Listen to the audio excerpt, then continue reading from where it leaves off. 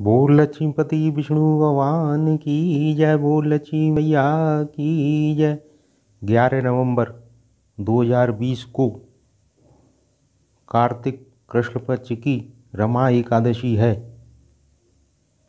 जिन्होंने मेरे YouTube channel को अभी तक सब्सक्राइब नहीं किया है वह सब्सक्राइब जरूर करें, और जिन्होंने सब्सक्राइब किया है उनको हार्दिक धन्यवाद। कमेंट बॉक्स में एकादशी मैया और विष्णु भगवान की जय अवश्य लिखें।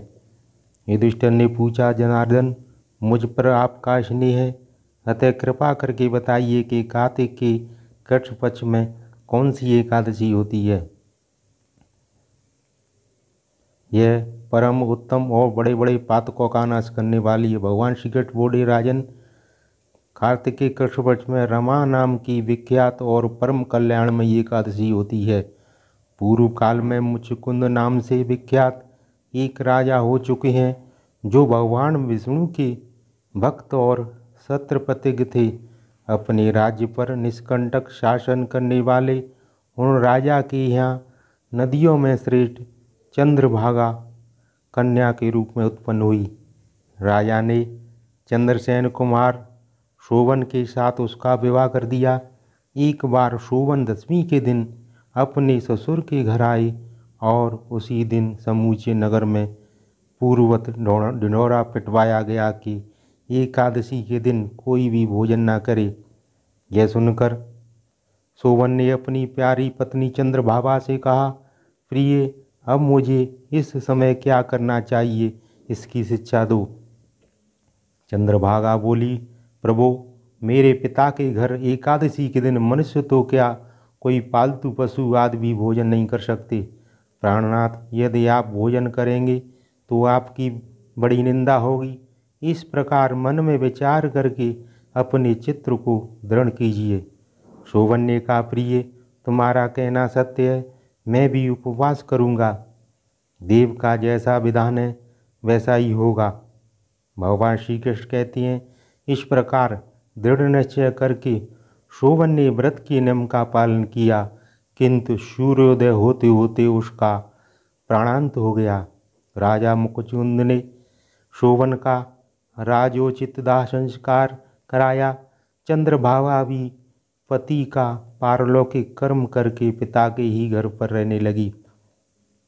नृपश्रेष्ठ, उधर शोभन इस व्रत के प्रभाव से मंदराचल के शिखर पर बसे हुए परम रमणीय देवपुर को प्राप्त हुए। वहाँ शोभन द्वितीय कुबेर की भांति शोभा पाने लगे। एक बार राजा मुचकुंद ने नगर निवासी विख्यात ब्राह्मण सोम शर्मा तीर्थ यात्रा के प्रसंग से घूमते हुए मंदराचल पर्वत पर गए, जहाँ उन्हें शोभन दिखाई दिए। राजा के दामाद को पहचान कर वे उनके समीप गए। शोभन भी उस समय द्विजश्रेष्ठ सोम शर्मा को आया हुआ देखकर शीघ्र ही आसन से उठ खड़े हुए और उन्हें प्रणाम किया। फिर क्रमशः अपनी ससुर राजा मुचकुंद, प्रिय पत्नी चंद्रभागा तथा समस्त नगर का कुशल क्षेम पूछा। सोम शर्मा ने कहा, राजन, वहाँ सब कुशल है। आश्चर्य है, ऐसा सुंदर और विचित्र नगर तो कहीं किसी ने भी नहीं देखा होगा।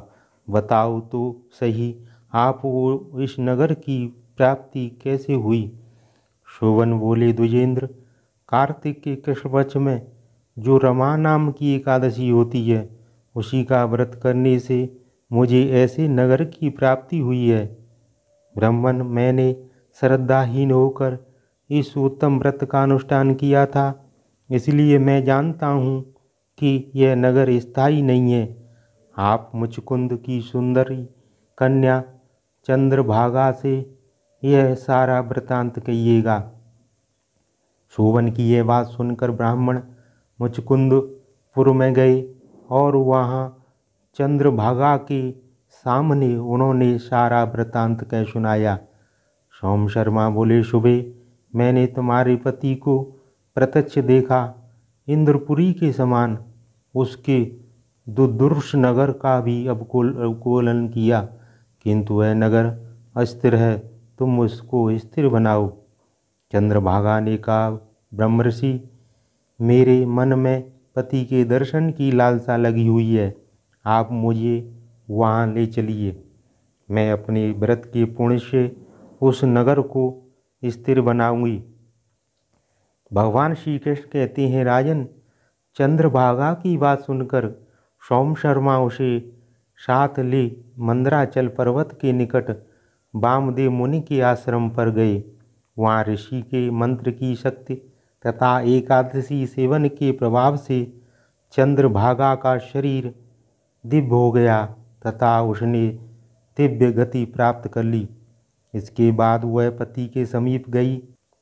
अपनी प्रिय पत्नी को आया हुआ देखकर शोभन को बड़ी प्रसन्नता हुई। उन्होंने उसे बुलाकर अपने वाम भाग में सिंहासन पर बिठाया। तदंतर चंद्रभागा ने अपने प्रीतम से यह प्रिय वचन कहा, नाथ, मैं हित की बात कहती हूँ, सुनिए। जब मैं 8 वर्ष की से अधिक उम्र की हो गई, तब से आज तक मेरे द्वारा किए हुए एकादशी व्रत से जो पुण्य संचित हुआ है, उसके प्रभाव से यह नगर कल्प के अंत तक स्थिर रहेगा तथा सब प्रकार के मनोवांछित वैभव से समृद्धशाली रहेगा।